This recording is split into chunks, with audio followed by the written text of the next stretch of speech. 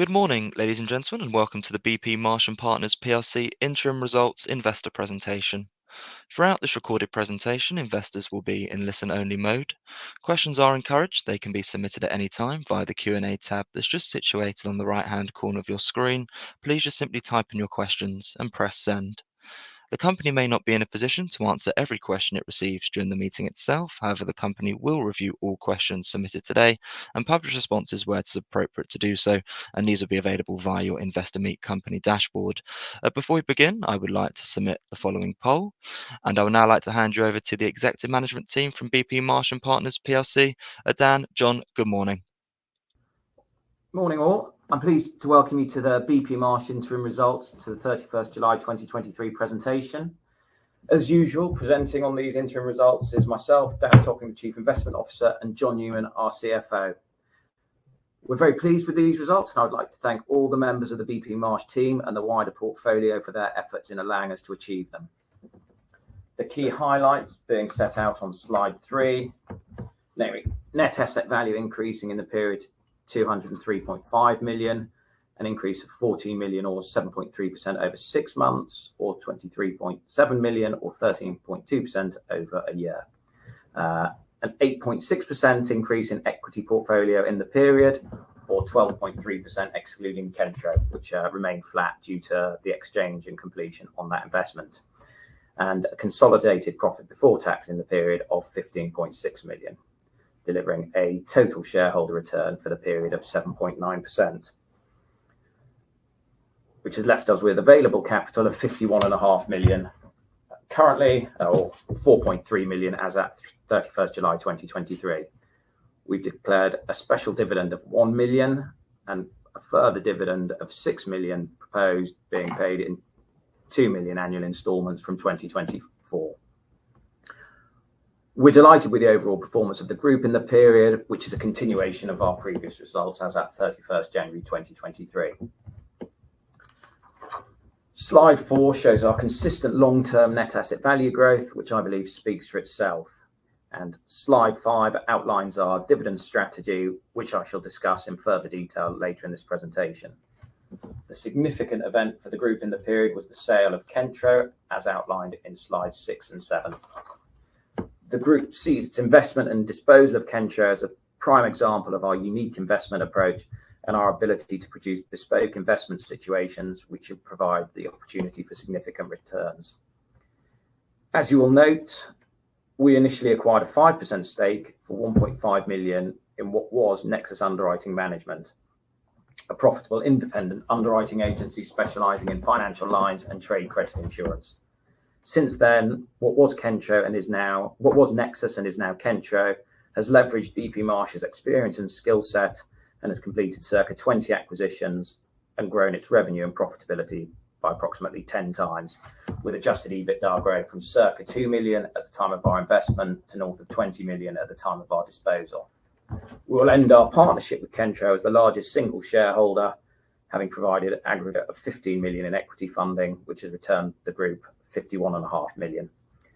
Completion took place post-period end on 9th October 2023, which delivered an IRR of 23.66% and a money multiple on the equity invested of 3.41 times over a 9-year investment period.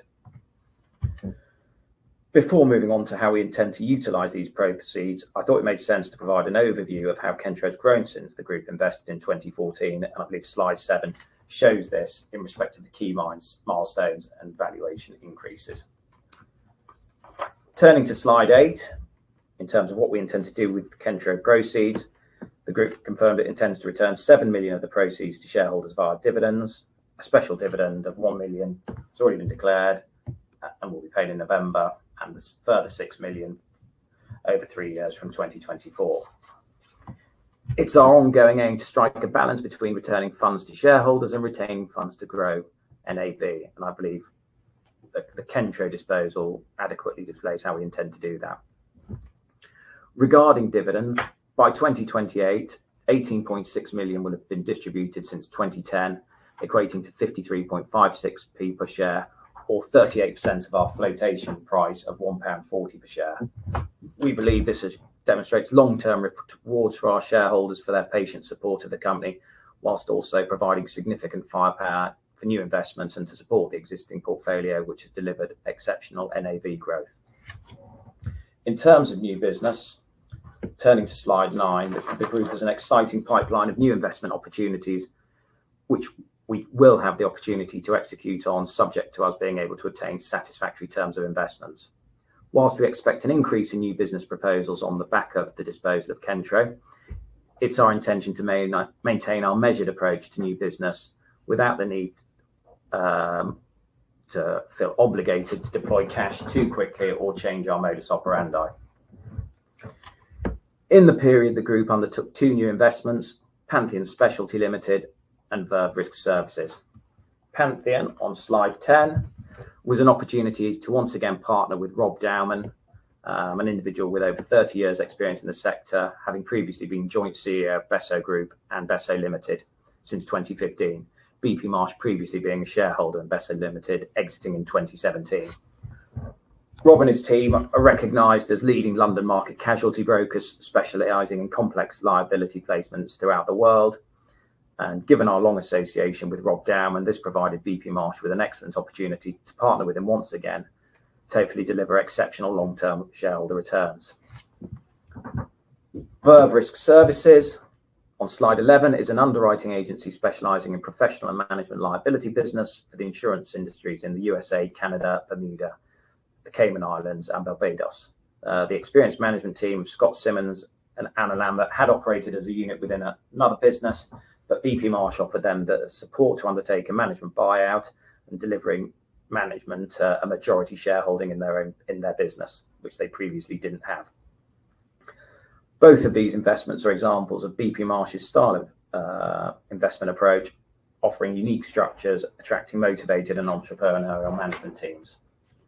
Turning to our aggregate insurance position, slide 12, I suppose this demonstrates the aggregate size of the premium within the portfolio. And as previously mentioned by me, the market often says that BP Marsh walks softly but carries a big stick. And I suspect this is what they're meaning to in terms of the 1.75 billion amongst the BP Marsh portfolio companies. The full insurance portfolio is set out on slides 13 and 14. And I thought I'd highlight some notable performers within that. XPT, slide 15, is now the group's largest investment, which is no mean feat given we invested in 2017 as a startup, and this business now produces over circa $700 million of GWP, has made 14 acquisitions today, has 19 office locations throughout the US with over 250 employees, which when we invested was 4 individuals with no office and a business plan. Over the course of the period, the group lent XPT a further 4.9 million, 800,000 which has already been repaid. The majority of this funding is used to allow XPT to continue its M&A strategy. Slide 16, CBC continues to deliver excellent growth and was the biggest riser within the portfolio for the period. This has allowed it to grow. This growth has been delivered by organic and new hires. In the period, the group lent CBC an additional 1.5 million, which together with their own funds allowed CBC to repay its loan facilities with its banker Coutts and Company. Additionally, post-period end, the group lent an additional 800,000, which allowed CBC to exercise a call option with the group over 5.9% shareholding in CBC, which was owned by the group. These shares were cancelled. As a recap, the group originally invested in CBC in 2017, and since then, that time, our valuation has increased significantly, with the group's current equity stake now being worth over 30 million. And over the period in question, CBC's value has increased by 11.3 million or 59%. Other notable performers across the portfolio are ATC, slide 17, Lily Plummer Risk, slide 18, and Stewart Specialty Risk Underwriting, slide 19. ATC has grown into one of the largest Lloyd's underwriting agencies in Australia, having more than doubled its GWP since we invested in July 2018. Lily Plummer Risks, slide 18, continues to grow and expand its product offering, Whilst established to be a marine broker, the business has now developed into a number of other niche areas, including political violence, terrorism, and North American property.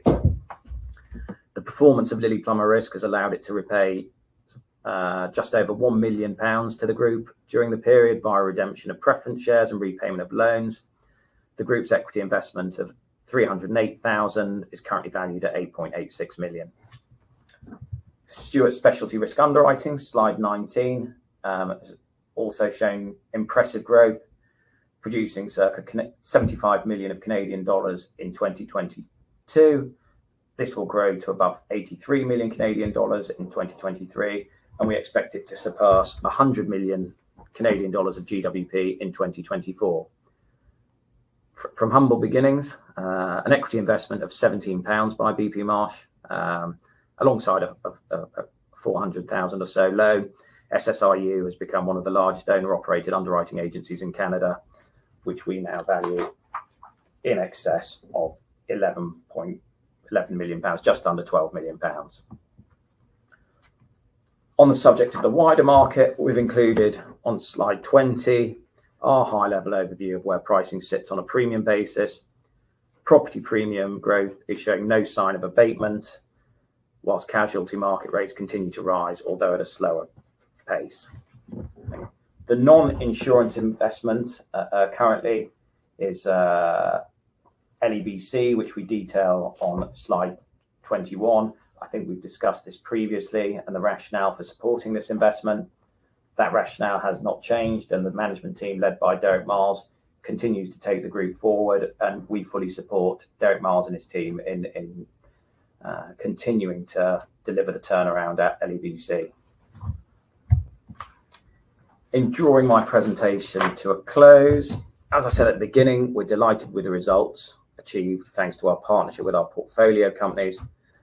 As our partnership with Kensho has drawn to a close, the results do demonstrate that we have an ongoing portfolio with the ability to produce further significant growth, noting that the growth in the underlying portfolio without Kensho was 12.3% in the period and 23.8% over the last 12 months. The sale of Kensho, whilst transformational for the future, does not lead to the need or desire to change our modus operandi, being that we continue to identify businesses with strong management teams and good growth potentials, which we can help fund, support and develop so they can deliver on these growth opportunities, which in due course we believe produces returns on our investments to our shareholders via a blend of ongoing equity and NAV growth within the portfolio and regular returns of capital to shareholders. Given the strong cash position, our current portfolio and the strong pipeline of new business opportunities, we believe that the group is in a very positive position moving forward. We all as a team at BP Marsh are excited by the future. I, as Chief Investment Officer, share the sense of excitement given the opportunities available to us. Such opportunities should have a positive outcome on the company and ultimately the share price and shareholder returns, which in the long run is the scorecard for a listed business. Before handing over to John and hopefully repeating myself for the final time, all of this could not be achieved without the team at BP Marsh and our partners within the portfolio, to whom we are particularly grateful. I can now hand over to John to talk through in more detail his thoughts on the key financial performance indicators within our results, after which we will deal with any questions. Thank you, Dan. So I'm pleased to present the key financial highlights for the 6-month period to 31st of July 2023. So overall, our NAV increased by 14 million or 7.3% for the period to 203.5 million, which is equivalent to 567.3 pence per share or 556.3 pence on a diluted basis. So that equates to a total shareholder return of 7.9% for the period, including the dividend of £1 million paid in aggregate in February and July of this year. Overall, the group has delivered a consolidated profit before tax of 15.6 million for the period. Whilst this is 8% lower than the prior year period, this was due to foreign exchange movement. The prior period benefited from 5.8 million in foreign exchange gains in the valuations, whereas the current period saw a 3.8 million reversal of those gains. Adjusting for this, the comparison would be 19.2 million versus 11.2 in the prior period, an increase of 73%, excluding FX movement. The majority of the profit relates to the increase in valuations of the investments, with the equity portfolio rising by 8.6% after adjusting for realisations and additions, and that now stands at 185.8 million. One of our core strategies is to seek to ensure that the yield from our portfolio covers our operating expenses so that investment cash isn't depleted by working capital. On an underlying basis, the profit before tax was 0.8 million for the period, compared with 0.7 million in the prior year period. A final dividend of 1.39 pence per share, or £500,000, was paid in July, bringing the total distribution to 2.78 pence per share, or £1 million, in line with the previous year. Turning to slide 24, since flotation, the group has achieved compound growth of 8.9% per annum and 11.8% since inception. That is after all expenses, tax, dividend distributions, and excluding any capital raised. So this slide sets out the key investments, realisations, and loan portfolio movements during the period. We invested 0.4 million in equity this period, which was the new investments in the MBO of Ververish Services and a nominal investment in equity in Pantheon Specialty. We also received 0.8 million in proceeds from realisations during the year. Lilly Plumber bought back 0.7 million of redeemable preference shares, and we received an additional 0.1 million from the previous sale of Summer. Turning to the loan book, this stood at 17.8 million at 31st of July, compared with 11.5 million at January 23. We granted 8.2 million in new loans during the period to our portfolio, 4.9 million to XPT in the US to fund deferred consideration payments on acquisitions, 2 million to CBC, which was used to fund a new MGA investment and repay bank debt, and 0.7 million to Denison and Partners stroke Pantheon, and 0.6 million to Verve for working capital. 1.6 million of loans were repaid during the period, 0.8 million from XPT from the loans we provided earlier in the year, 0.5 million from Fiducia, and 0.3 million from Lilly Plumber. And given that we don't set exit clauses and are a medium to long-term investor with an average holding period of over 7 years, we often structure our investments as a mixture of debt and equity, although never just debt. This enables a yield to be received on the investment to cover our operating costs, and debt repayments help to replenish our capital funds, rather than having our capital tied up until an eventual exit. We do have a slide on slide 30 in the appendices that sets out all of the loans in details. All our loans are valued at par. The average interest rate charged for the period was 9.9%, which was up from an average of 8.6% charged in the year to 31st of January 23.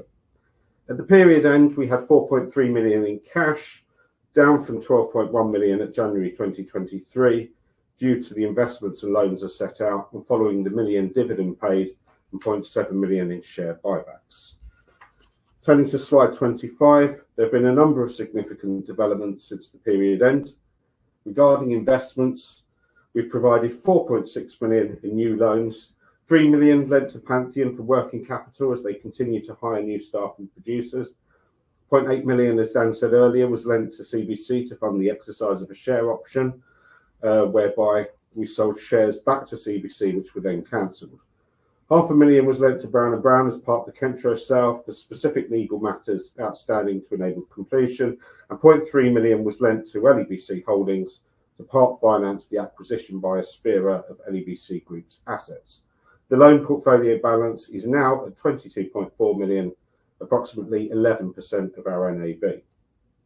In October, we received the cash proceeds from the sale of Kentro and now have 51 million of liquidity prior to distributions.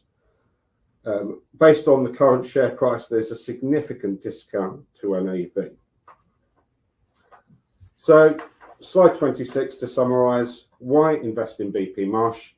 Well, we're a leading specialist investor with an excellent track record and a team with a wealth of experience. Although we specialise in financial service businesses with a specific interest in insurance intermediaries, our portfolio is diversified in terms of product lines and geographically, mitigating risk. We have achieved 8.9% compound growth since flotation and 11.8% since inception after all costs and distributions, through identifying excellent growth opportunities and delivering added value and return to shareholders, as demonstrated by growing the NAV to now over 200 million.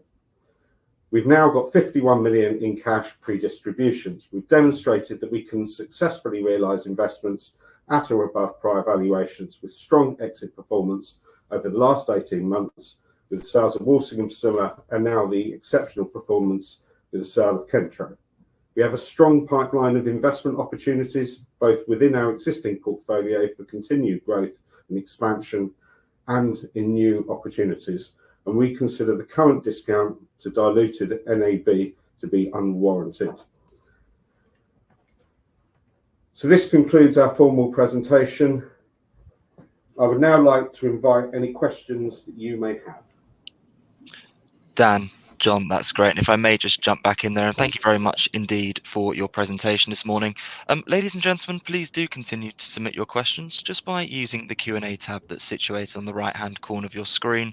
But just while the team take a few moments to review those questions that were submitted already, I would like to remind you that a recording of this presentation, along with a copy of the slides and the published Q&A, can be accessed via your investor dashboard.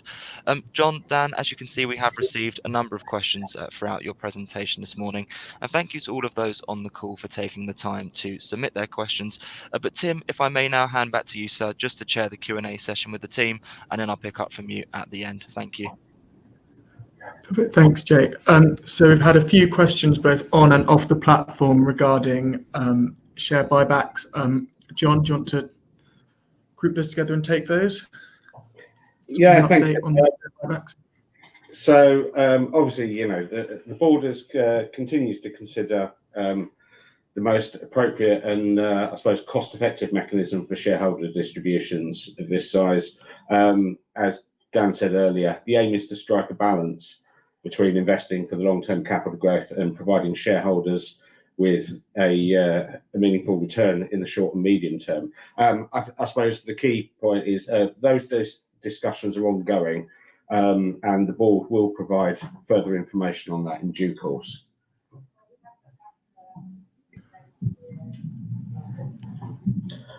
Thanks, John. Next question from James. Are changes in the regulatory environment affecting BP Marsh and decisions you make?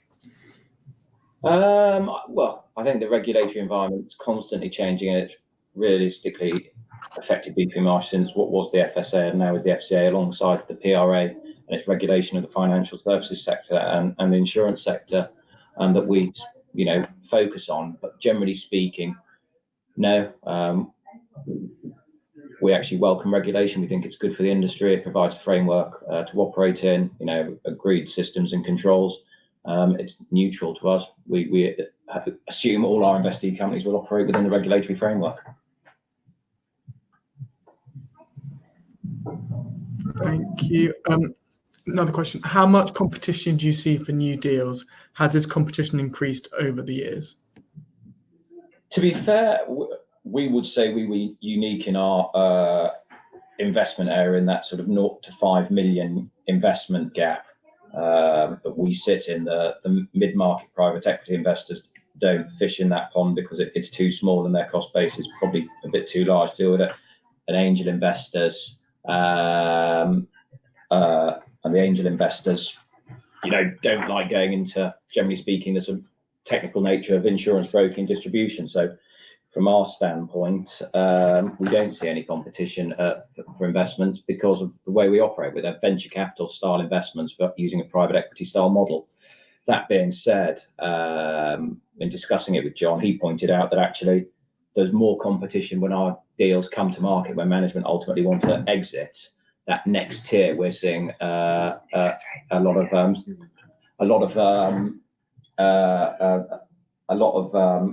more interest from other buyers. Thanks, Dan. What are the key things you look for when investing in new businesses, and how many opportunities do you turn down?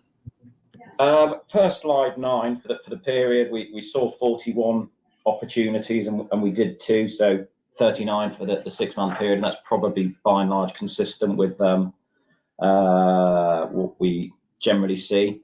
In terms of what we look for, an entrepreneurial, credible management team and a credible business plan. Because of our focus on the insurance distribution sector, we like to think that we've got a pretty good handle on what business plans look like in specific areas of business and what management teams are capable of. And therefore, it ultimately begins and ends with the people that come to us, as they'll be our long-term partners. Thank you. My question, what is the average term of your investment holdings? It's just over 7 years.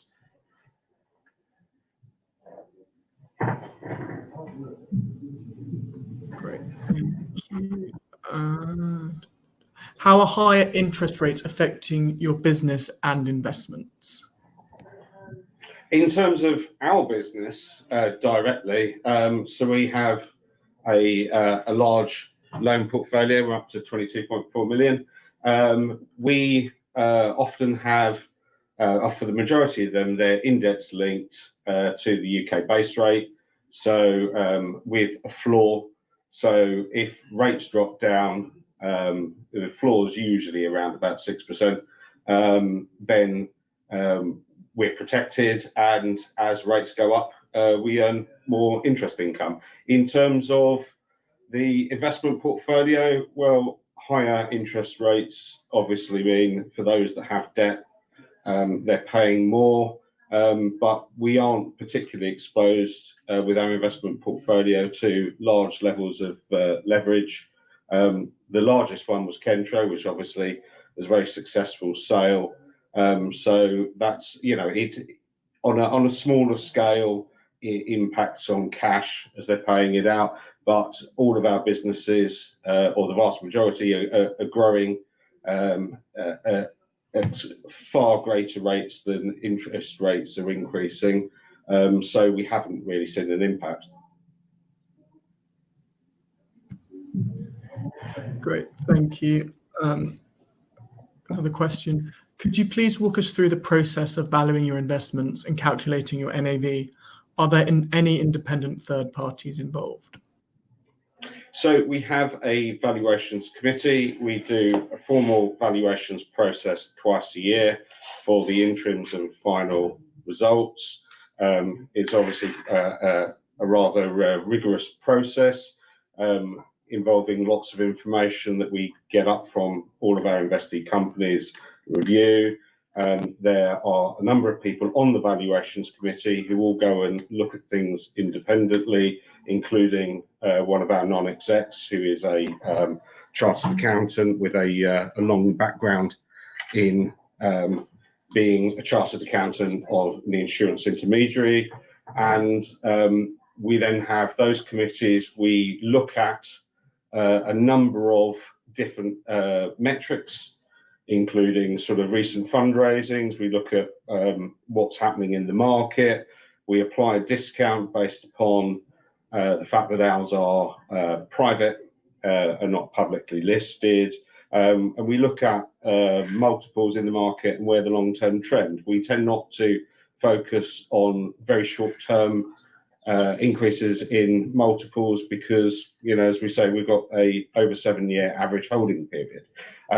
I think the proof in the pudding in terms of valuations and impact on the NAV is where we exit.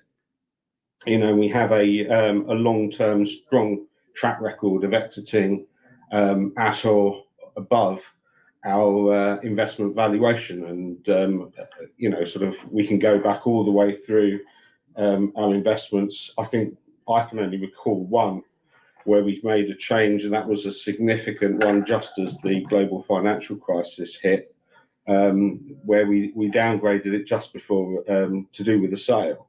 But the track record speaks for itself. In terms of independent, our auditors review the valuations at the interim period akin to a audit process, without it being a formal audit process, to ensure that we provide them justification. They provide quite a rigorous challenge on our assumptions. They check the calculations, and that goes through a full audit process at the year end.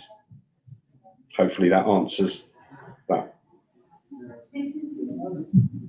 Thanks, John. Another question. How do you see the share price developing, bearing in mind the discount to NAV? Without wanting to give forward guidance on the share price, if looking at slide 3 and the share price performance since 2013 over 2023, if we can continue to see the graph go in that direction at no less than that rate, I think the performance of the portfolio previously demonstrated the ability of the share price to go up such as that, and I think the current portfolio and the new business pipeline should all things being equal allow for further increases in the share price over the mid to long term. I think the other key point is, we continue to grow the NAV, and that will be the single biggest metric. Thanks, John. We've had some questions about investment strategy in relation to some of the investments as well. Dan, are you able to give sort of an overview of the investment strategy? Sure. I mean, the strategy is long-term investors to try and deliver as profitable returns to shareholders as we can. I think that certainly our track record says we can do that with, like the likes of Kentro, where it was a 9-year investment and it was a phenomenal return for the shareholders and the company. But we're not all investments are going to be Kentro, and those ones that don't deliver that return, we manage equally as aggressively to make sure that ultimately we try and get the return to the shareholders. Yeah, I think the long-term position, we are in a risk business, and it's about how you manage that risk. And I think sort of our overall long-term performance shows and how we exit that. Yeah, we don't always have successes. It's about just as much how you manage those that don't quite so well. And even with our most successful investments, we have had, even with Besso and Hyperion, we have had moments, where we've had to significantly downgrade those investments. But I suppose, as part of our long-term partnership with these firms and the flexibility, that gives us the opportunity to actually work with them and to deliver positive outcomes.